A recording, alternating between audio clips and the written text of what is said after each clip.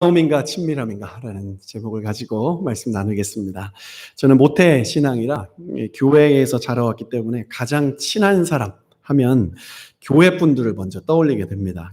혈연 관계에 있는 친척들은 집에서 멀리 살았기 때문에 1년에 설날, 추석 명절 1년에 2번 만나기가 쉽지가 않아요.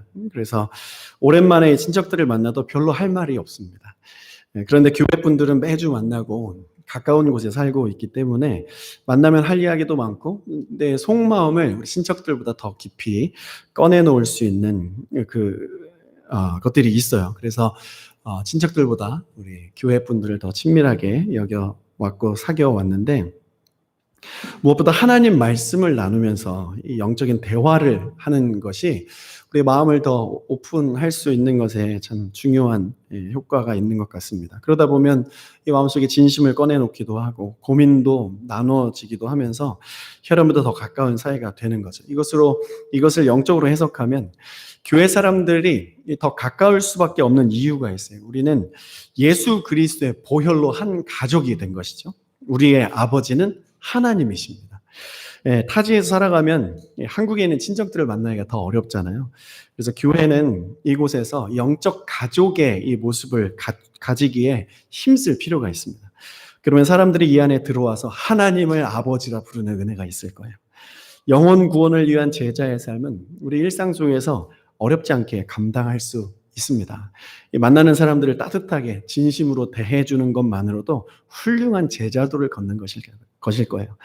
우리 안에 있는 이런 일들이 있는 것을 이미 알고 있습니다. 하나님이 여러분들의 그 사랑에 따스한 그런 이 사람들과의 그 만남과 이 섬김들을 기억해 주시고 은혜 내려 주실 것입니다. 세계적인 심리학자, 사회학자들이 가장 중요한 인간 행복의 원천으로 꼽는 것이 사람, 즉 타인과의 관계다, 이렇게 정의를 내렸어요. 인간이 행복하려면 결국 관계입니다. 관계가 좋아야 인간이 정말 행복함을 경험할 수 있죠. 혼자서는 살 수 없는 것이 세상입니다. 하나님이 인간을 그렇게 만들어 놓으셨어요. 오늘은 가까운 관계와 친밀한 관계에 대해서 우리 말씀을 통해서 생각을 해볼 텐데, 하나님은 예수님을 이 땅에 보내시면서 모든 인류와 친밀해지기 원하셨어요. 하나님이 인류와 친밀해지기 원하셨어요. 왜냐하면 인간은 하나님의 형상을 가진, 우리의 형상을 따라 만들어진 존재가 인간이잖아요. 그런데 인간이 죄에 빠져서 하나님과 관계가 끊어졌습니다. 예수는 그 관계를 연결시키러 오신 거죠. 디모데전서 2장 5절 말씀 보면 하나님은 한 분이시요 또 하나님과 사람 사이의 중보자도 한 분이시니 곧 사람이신 그리스도 예수라. 여러분, 예수 외에는 하나님을 만날 수 있는 길이 없다고 성경이 기록합니다. 예수님은 하나님과 인간 사이에 끊어졌던 관계를 다시 회복하셨어요. 예수를 믿으면 하나님을 만날 수 있습니다. 하나님을 만나면 여러 가지 베네핏이 있어요. 구원을 받고 영생을 얻고 우리의 삶에 하나님의 뜻과 계획이 일어나고 삶의 가치가 새롭게 재정이 되고 우리를 통해서 무언가가 회복되고 사랑하고 관계가 회복되며 아름다운 하나님의 나라가 이 가운데 세워지는 은혜가 있습니다. 이 하나님의 사랑은 먼저는 유대인들이 대상이셨어요. 하나님이 선택하신 이 백성들이기 때문에 그들이 먼저 회복하기를 주님은 원하셨습니다. 저는 이 시대에 이 교회의 회복은 모태신앙인들이 하나님과 친밀한 관계를 다시 회복해야 소망이 크다고 믿습니다.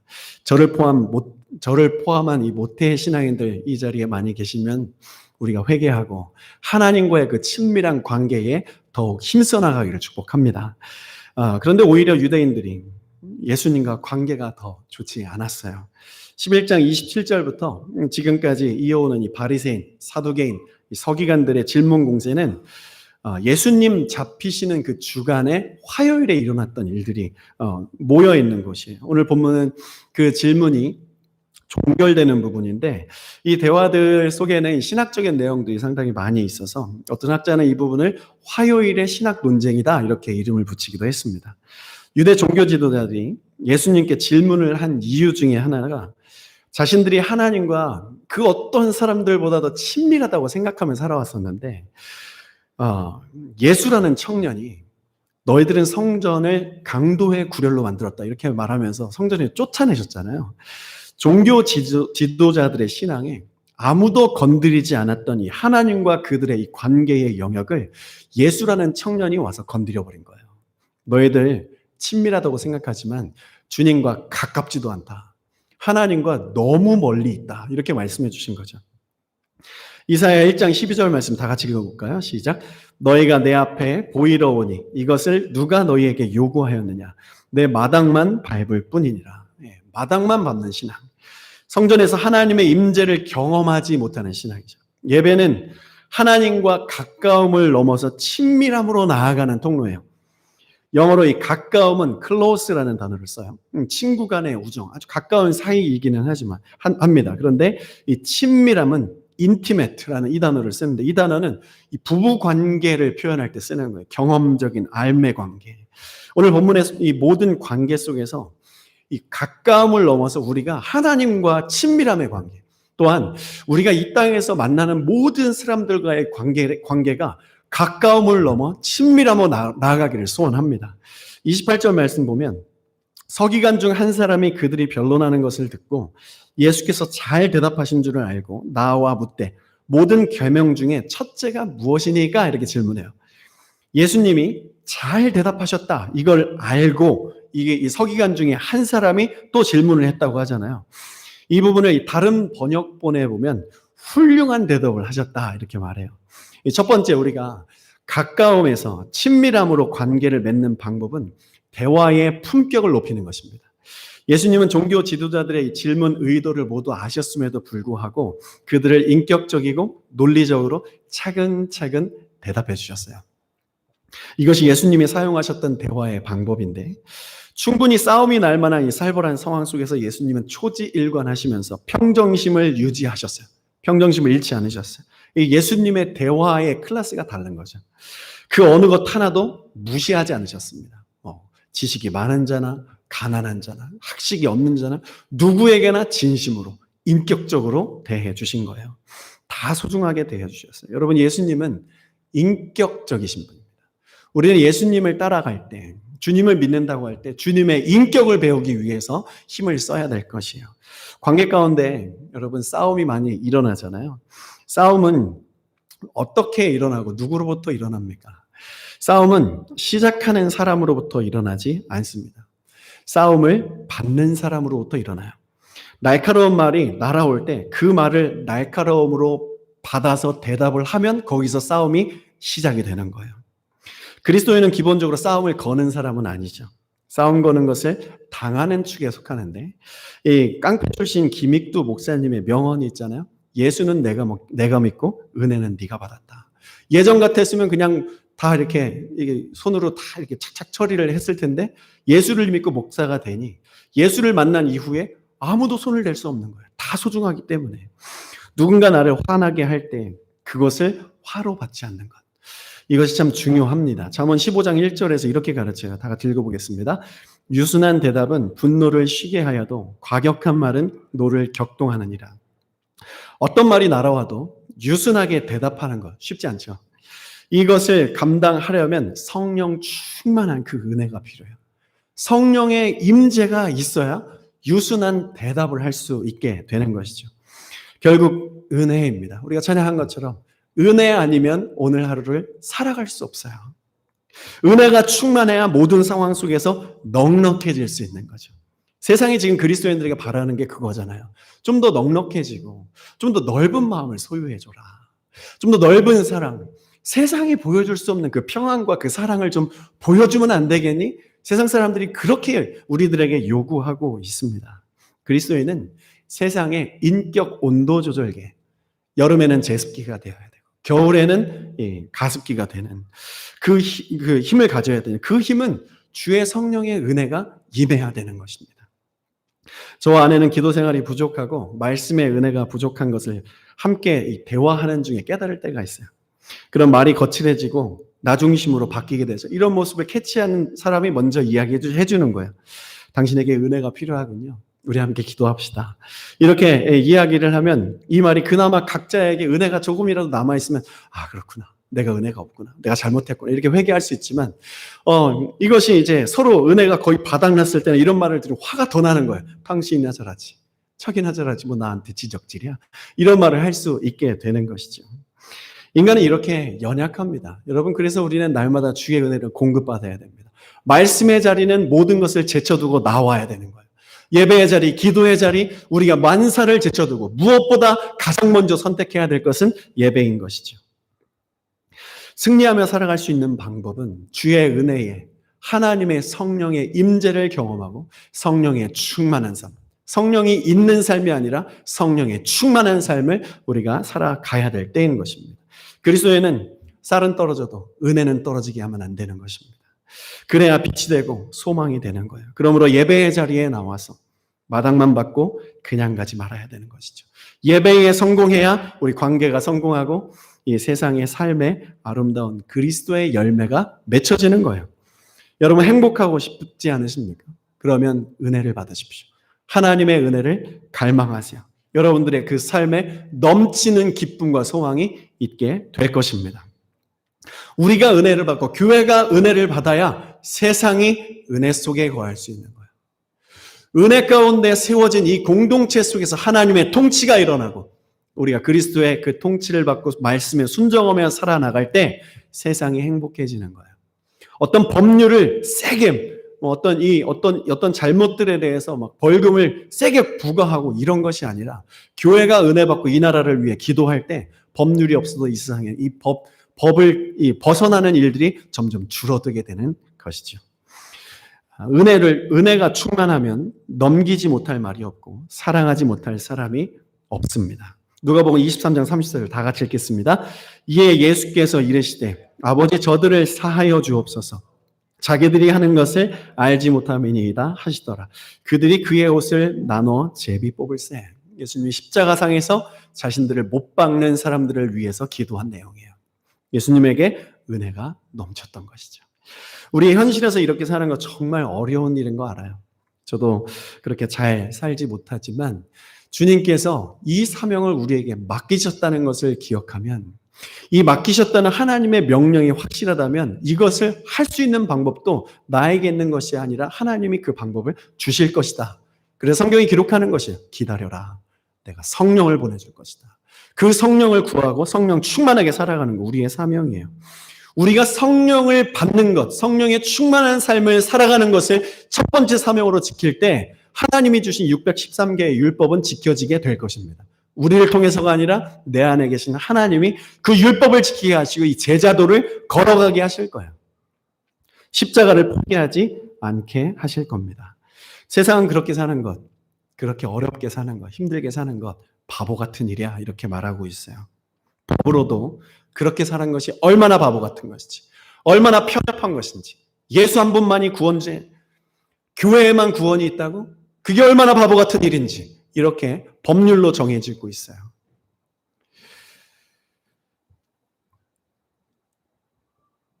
그러나 우리는 더 이상 그 세상의 권세, 그 세상의 법률, 세상에 이 짜임새 있는 이 섬세하고 합리적이고 논리적인 그 이성에 넘어가서는 안 될 것입니다. 십자가의 도는 미련한 자들에게는, 믿지 않는 자들에게는 미련한 것이라 그랬어요. 우리는 더 이상 이 세상의 가치관을 가지고 나만 편하게 살 수 없습니다. 왜냐하면 예수 십자가의 사랑을 알아버렸기 때문에. 몰랐으면 그렇게 살아도 될 것입니다. 나 편하게. 그런데 알아버렸잖아요. 내 마음대로 살 수 있지만 예수를 만난 사람은 내 마음대로 살 수 없다는 것을 알아요. 무엇이 진짜 삶이고 무엇이 진짜 사랑이고 무엇이 진짜 관계를 통해서 나타나는 하나님의 계획인지 이미 우리는 알아버렸어요. 100% 모든 상황을 다 유순하게 받을 수는 없겠지만 최소한 80% 이상은 우리가 유순하게 대답하면 그런 삶을 살아가겠다. 이런 목표를 세우고 살아나가는 것이 중요하죠. 유순한 대답을 가지고 주의 성령의 충만함으로 넉넉하게 살아가는 것은 훈련이 필요합니다. 기도해서 되는 게 아니에요. 만남을 통해서 쓰러지고 부셔지고 깨어지고 넘어지고 엎어지면서 주의 사랑으로 다시 일어설 때, 일어섬이 반복될 때 내 안에 그 능력들이 세워지는 거예요. 누구나 어려운 이 관계, 특별히 과정에서, 부부관계 속에서 부모와 자녀 관계 속에서 유순한 대답을 통해서 대화의 품격을 높이는 저와 여러분 되시기를 축복합니다. 정말 어렵다는 것이 여러분들의 아멘 소리를 통해서 느껴집니다. 너무 어려워요.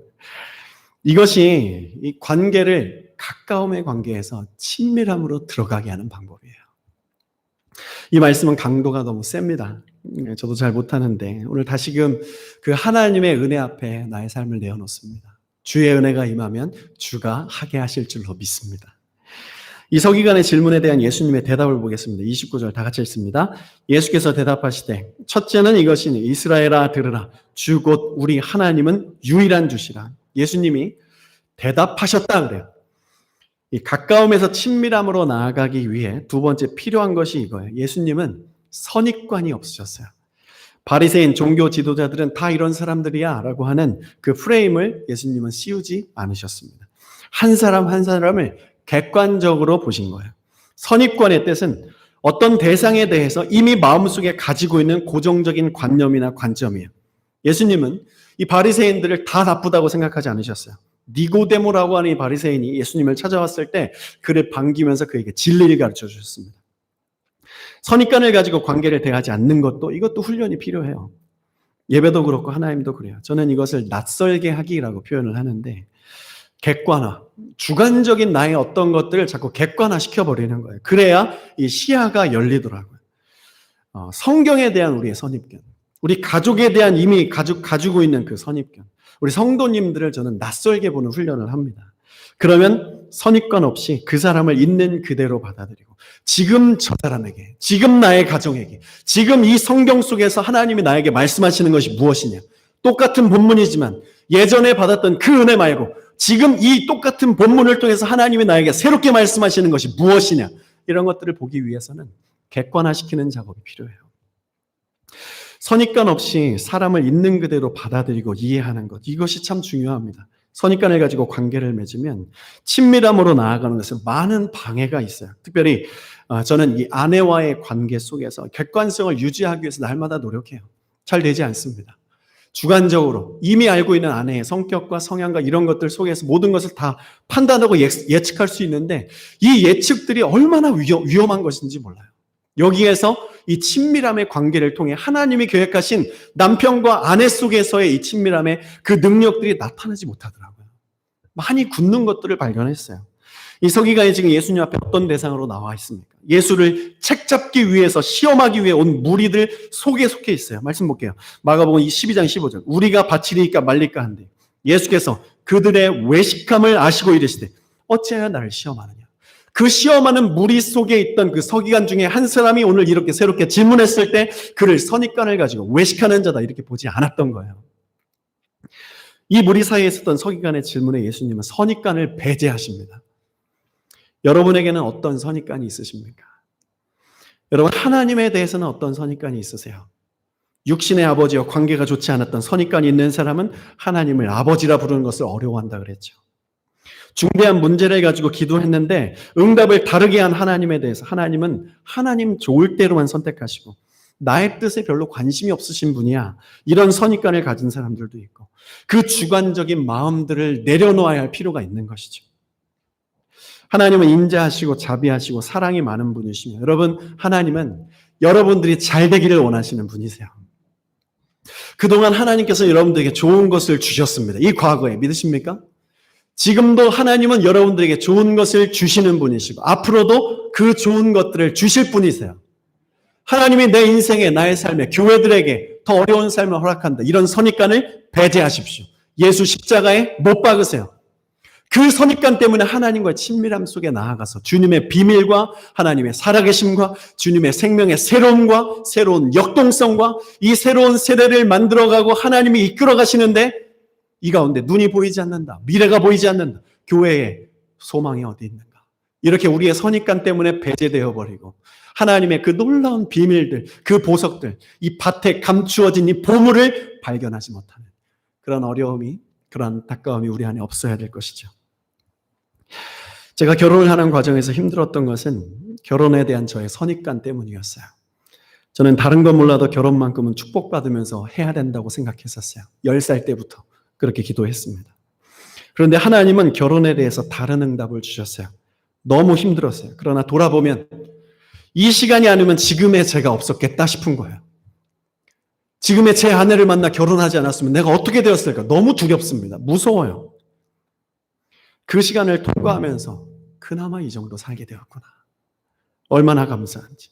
또 다른 예를 들면 저는 20대 초반에 신학교를 들어가면서 10년 넘게 미국 신학교에 유학을 가겠다. 이 신념 하나로 가지고 살고 있었어요. 돈도 모아보고 원서도 넣어보고 입학 허가서도 2번이나 넣어서 입학 허가를 2번이나 받았는데 하나님이 비행기를 못하게 하시더라고요. 작정 기도도 해봤어요. 20일 금식 기도도 해봤어요. 산에 가서 기도도 해봤습니다. 그런데 하나님은 그 길을 여시지 않고 저를 이곳에 오게 하셨습니다. 여러분들에도 그런 경우들이 있을 거예요. 왜 내 뜻대로 내 인생 안 될까?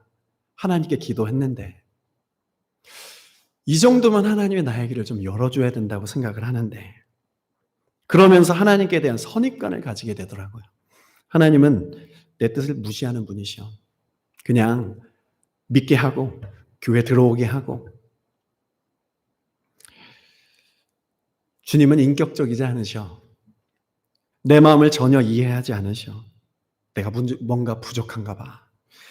이런 마음들을 갖게 돼요. 이외에도 교회에 대한 많은 사람들의 부정적인 이 선입관들이 있어요. 목회자에 대한 선입관. 목회자는 교회 헌금 다 가져간다. 신앙생활에 대한 선입관. 여러 가지 선입관들이 진정한 관계와 신앙의 깊이로 나아가는데 큰 방해 요소들로 작용하고 있습니다. 이런 여러 선입관들을 우리는 털어내야 돼요. 그래야 신앙이 신앙되고 교회가 교회되는 것이죠.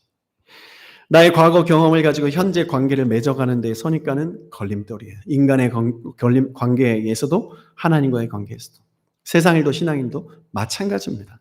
세 부대의 세술이 담겨지기를 축복합니다. 교회도 새로 보고 사람들도 새로 보고 신앙도 새로 보고 목회자도 새로 보고 예수 그리스도 안경으로 모든 것을 새로 보는 그 안경이 다 장착되기를 축복해요. 과거의 부정적인 어떤 것에 묶여있다면 예수 이름으로 풀고 자유하십시오. 여러분 마음속에 근심되거나 염려되는 것도 있으면 다 예수 그리스도 십자가에 못 박으세요. 부정적인 메시지, 부정적인 것들로부터 탈출하십시오. 묶인 것들은 예수 안에서 다 풀어집니다. 그래야 친밀함을 경험할 수 있어요. 여러분 축복합니다. 예수님이 여러분들의 삶을 볼 때 선입관을 가지지 않으시고 지금도 새로운 마음, 새로운 계획을 주시는 것처럼 여러분도 주님을 선입관 없이 바라보십시오. 가족을 선입관 없이 바라보세요. 이전 것은 지났으니 보라 새 것이 되었도다. 이 관계 가운데로 나아가시기를 축복합니다. 교회와 이 신앙에 대한 선입관이 우리가 깨어지게 하는 그 사람들이 우리가 되기를 소원해요. 세상 사람들이 우리를 볼 때 교회, 신앙인들, 그리스도인들의 그 선입관이 깨어진다. 저 사람을 통해서 하나님 나라가 보인다. 이런 사람 다 되기를 축복합니다. 주님 살아계시죠? 우리 주님은 지금도 일하십니다. 주님이 일하시지 않은 것 같은 그 선입관, 여러분을 사랑하시지 않으시는 것 같은 선입관 모두 사탄의 속임수예요. 그 속임수에서 벗어나 예수로 다시 일어나십시오. 여기까지 요약해 볼게요. 훌륭한 대화의 품격과 선입관을 없애는 이 관계의 기술은 훈련돼야 돼요. 한 번에 되지 않습니다. 이 훈련이 잘 되면 대화가 아주 의미가 있어져요. 신뢰가 쌓이고 서로의 진심이 꺼내지면서 관계의 열매가 맺혀요. 하나님의 말씀을 받는 것에 영혼이 없이 들려지는데 예배 가운데 설교와 그리고 서로 하나님의 말씀을 나누는 것들 가운데에 영혼 없는 이야기, 마음에 진심이 없는 이야기인데 우리가 어떻게 세상에 나아가 사람들과 관계를 맺을 때 진심이 있는 대화를 하겠어요? 늘 겉도는 이야기들. 서로의 진심이 꺼내져야 관계의 열매가 맺히고 가까움에서 친밀함으로 나아가게 되는 것이죠. 이민사회 속에서 굳어진 선입관 중 하나는 이 신뢰의 문제예요. 여러분 우리들이 그 신뢰의 사람이 되기를 소원합니다. 신뢰가 없는 이 한인 이민사회의 선입관을 깨트리는 사람들 되시길 축복해요. 한인들뿐만 아니라 여러분이 만나는 모든 사람들에게 안식처가 되고 피난처가 되는 삶을 살아가시길 축복합니다. 그 삶을 살아갈 수 있는 넉넉함과 부요함을 주시기를 축원합니다. 그렇게 관계를 맺어주세요. 손해본다 생각하고 살아주십시오. 그럼 하나님이 그 안에서 구원의 역사를 이루시고 여러분들이 손해보는 어떤 것들 하나님이 다 채워주실 거예요. 생각해 보세요. 아프리카나 동남아시아 오지에서 선교하시는 분들 생각해 보십시오. 우리는 다 이곳에서 선교적인 삶을 살아가야 되는데 삶을 다 바치고 그들의 모든 재정과 건강을 다 흘려보내시는 분들이잖아요.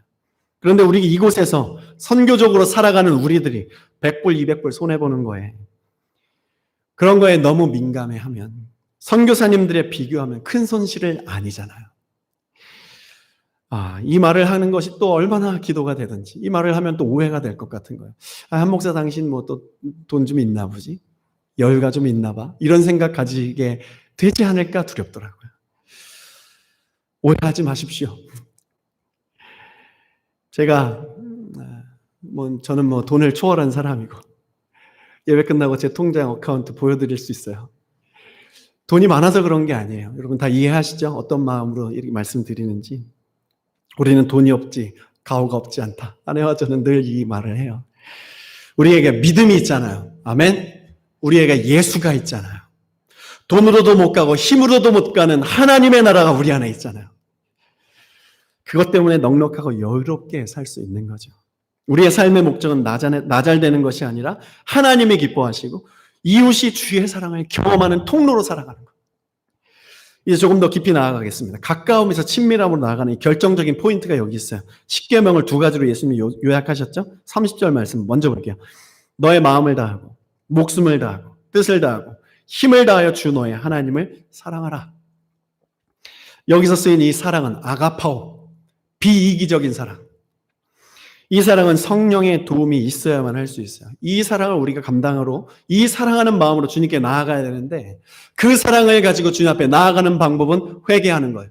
회개하고 주님의 보혈의 은총, 주의 은혜가 나를 덮고 주의 거룩하신 임재가 임하고 하나님의 사랑을 먼저 받아야 주님께 사랑으로 나아갈 수 있게 되는 거예요. 그래서 이 주일날 예배가 참 중요해요. 한 주의 시작은 일요일부터죠.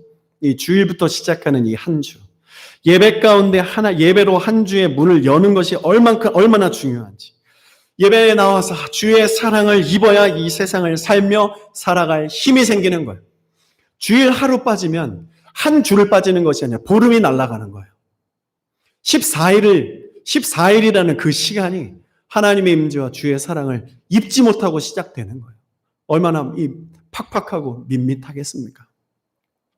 하나님은 마음과 목숨과 뜻과 힘을 다해 우리를 먼저 사랑하셨어요. 그 사랑의 증거가 예수의 십자가. 십자가에는 우리를 향한 하나님의 전심이 담겨져 있어요. 이 사랑을 경험해야 하나님과 가까움을 넘어 친밀함으로 가는 것입니다. 여러분, 십자가 앞에 세워진 주님의 물과 피에 우리가 퐁당 빠졌다가 드러나와야 돼요. 세례라는 것이 그런 거잖아요. 그 십자가의 그 보혈에 우리가 온전히 담겨진 바 되어야 그제서야 진정한 예배가 시작되는 것이죠. 여러분 예배로 나오셨을 때 예수 십자가를 꼭 붙들고 기도 한번 해주세요. 주의 십자가의 보혈 나를 덮어주시고 이 가운데 덮어주시고 우리가 주의 눈을 뜨고 하나님을 볼 수 있도록 해달라고 회개하며 예배하며 나아가야 주의 사랑을 경험할 수 있게 되는 것입니다. 이 세상의 어떤 사랑도 언젠가는 질리게 되어 있어요. 남녀가 사랑하는 것도 질리게 되고 끝이 있고 세상에 우리가 돈을 사랑하고 우리가 스포츠를 사랑하고 어떤 사랑도 다 질리게 되어 있어요. 그러나 예수의 사랑, 십자가의 사랑은 질리지 않습니다. 영원히 마르지 않는 그 사랑인 거예요. 두 번째 31절 둘째는 이것이니 내 이웃을 내 자신과 같이 사랑하라 하신 것이라 이보다 더 큰 계명이 없다. 어거스틴은 모든 사람을 이웃으로 생각해야 된다고 하였습니다. 심지어 우리 가족들도 자녀들도 다 이웃으로 생각해야 된다고 말했어요. 우리 가족을 이웃으로 생각하고 이렇게 사랑해야 되는데 그 사랑의 수준은 주님께서 요약해 주셨어요. 나를 사랑하는 마음으로 우리 가족을 사랑하는 거예요. 예수 믿는 자의 사랑의 모델은 예수님입니다. 날 위해 죽어주시는 사랑. 나는 이웃을 위해 죽을 수 있을 만큼 사랑을 해야 되는 거예요. 어렵죠? 그리스도인으로 사는 것, 예수님의 제자로 사는 것 이렇게 어려운 겁니다. 자기 부인과 헌신과 희생 없이는 그리스도인으로 인정받지 못해요. 내 권리를 포기해야 진짜 하나님이 원하시는 사랑이라는 것이 시작되는 거예요. 서기관은 예수님의 이 말을 듣고 멋지게 대답합니다. 32절 33절 제가 32절 읽겠습니다. 서기관이 이르되 선생님이 옳소이다. 하나님은 한 분이시요 그 외에 다른 이가 없다 하신 말씀이 참이니이다. 33절 시작. 또 마음을 다하고 지혜를 다하고 힘을 다하여 하나님을 사랑하는 것과 또 이웃을 자기 자신과 같이 사랑하는 것이 전체로 드리는 모든 번제물보다 기타 제물보다 나으니이다. 서기관이 이 말, 예수님의 탁월한 말을 듣고 이렇게 말하는 거예요. 와, 예수님 정말 멋지세요. 탁월합니다. 대단하세요. 어디서 그렇게 배우셨습니까? 지성이 아주 놀랍습니다. 논리적이에요. 아주 명쾌합니다. 대단하세요. 이렇게 칭찬해 드리는 거예요. 이것이 예배보다 낫다는 말씀이시죠? 지금 우리들이 이 성전에서 쫓겨나서 너무 힘들고 지금 당신에게 질문 공세를 하고 있는데 우리가 예배하는 것보다 주님의 말씀에 순종하는 것이 낫고 당신이 그 하나님의 메시아란 말씀이시죠? 이렇게 이야기를 하고 있는 거예요. 다른 유대인들보다 조금 더 하나님과 가까운 모습. 그런데 여기에 함정이 있습니다. 여러분 잘 들으세요. 우리 세상을 살다 보면 목회자들 성경을 이 성도들보다 조금 더 많이 알고 있잖아요. 성경에 깊이 있는 그런 내용들을 좀 더 알고 있는데 그것을 보고 신앙이 탁월하다 이렇게 함정에 빠질 수가 있어요. 이건 함정입니다. 저는 저를 포함해서 많은 신자들이 이 함정에 빠질 때가 많다고 생각해요. 이 서기관은 예수님을 책잡기 위해 온 무리들 속에 끼어 있어요. 그런데 다른 사람들과 달리 예수님의 조금 특별한 부분을 이성적으로 깨달은 것뿐이에요. 그리고 깊이 있게 질문을 하고 예수님 말씀을 다른 사람보다 좀 더 열린 마음으로 이해를 하기는 했어요. 그런데 이 사람도 결국은 예수님과 친밀한 상태로 나아가지 못했습니다. 그 말씀의 증거가 34절이에요. 읽겠습니다. 시작. 예수께서 그가 지혜 있게 대답함을 보시고 이르시되 네가 하나님의 나라에서 멀지 않도다 하시니 그 후에 감히 묻는 자가 없더라. 예수님이 어떻게 말씀하세요? 하나님 나라에서 멀지 않도다 이렇게 말씀하세요. 이 말은 다른 사람들보다 구원의 가능성이 조금 더 많을 뿐이야 이렇게 말하는 거예요. 구원 받았다는 뜻이 아니에요. 너는 하나님의 자녀가 되었다라고 말하지 않습니다. 그 믿음은 이해 능력에 따라 크고 작고 깊고 얕고를 판단하는 것이 아니에요. 순종 능력에 따라 사는 것이에요. 물론 하나님의 말씀은 우리의 이성을 너무 필요로 합니다. 이성적인 말씀의 이해를 통해서 우리의 심령이 변화되는 거예요. 그러나 그것보다 더 근원적인 것은 믿음은 이해에 있는 것이 아니고 깨달음에 있는 것이 아니라 믿음에 있고 순종에 있는 거예요. 저는 설교자의 삶이 아니라 성도의 삶을 살고 싶습니다. 설교자로 살아가는 것이 얼마나 위험한 일인지 저는 너무 잘 알고 있어요. 말씀을 말씀으로 전하는 것과 그 말씀대로 내가 사는 것은 정확하게 180도에 위치했다는 걸 알고 있어요. 그래서 너무 두려운 거예요.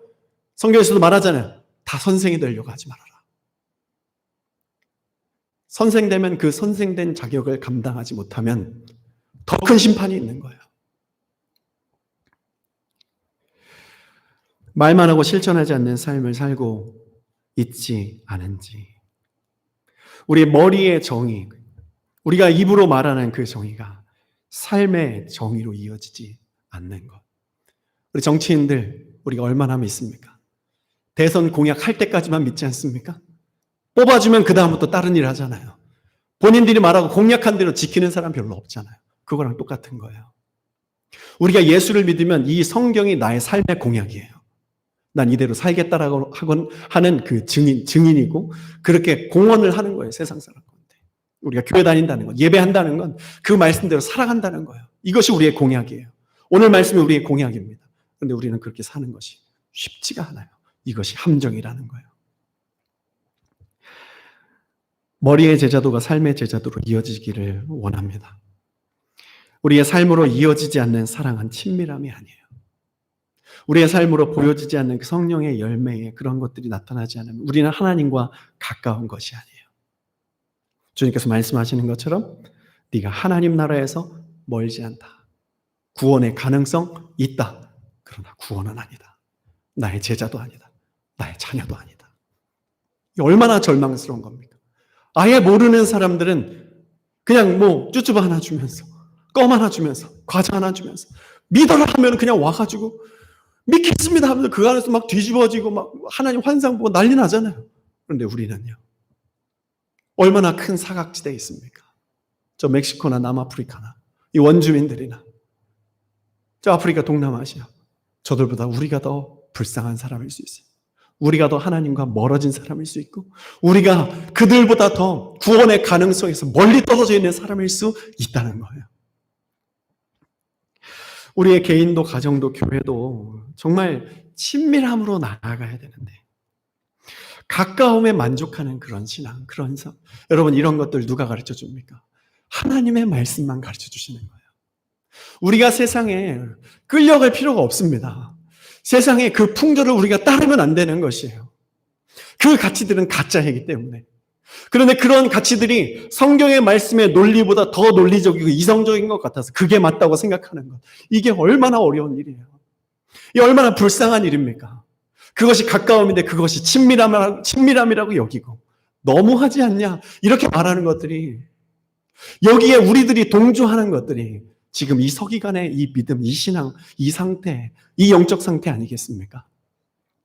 우리 해이해져 있는 우리의 신앙에 이런 것들을 바로잡고 이것이 흔들리지 않으려면 하나님과 가까운 관계로는 부족한 거예요. 하나님과 친밀한 관계. 그 십자가의 보혈에 우리가 퐁당 빠지고 예수님의 십자가에 우리가 같이 못 박히고 이제 내가 산 것은 내가 사는 것이 아니요 예수께서 십자가에 못 박히신 그 십자가에 내가 죽은 것이다. 그래서 나는 아무것도 아니다.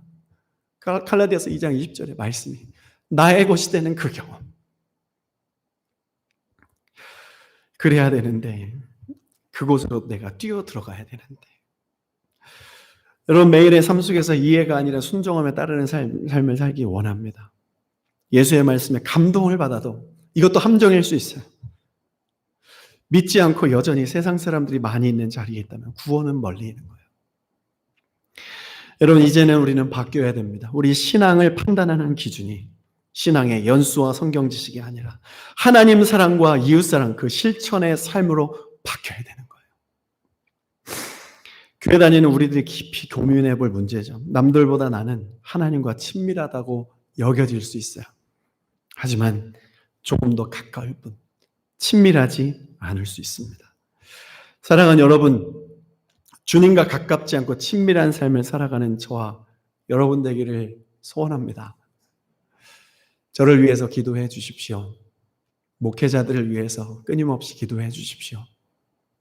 교회를 위해서 기도해 주십시오. 하나님과 가까운 교회가 아니라 하나님과 친밀한 교회, 친밀한 목회자 될 수 있도록 여러분 꼭 기도해 주십시오. 오늘 결론은 말씀으로 하겠습니다. 다 같이 말씀 읽어볼게요. 결론 9절입니다. 잠언 8장 17절 시작. 나를 사랑하는 자들이 나의 사랑을 입으며 나를 간절히 찾는 자가 나를 만날 것이니라. 함께 기도하겠습니다.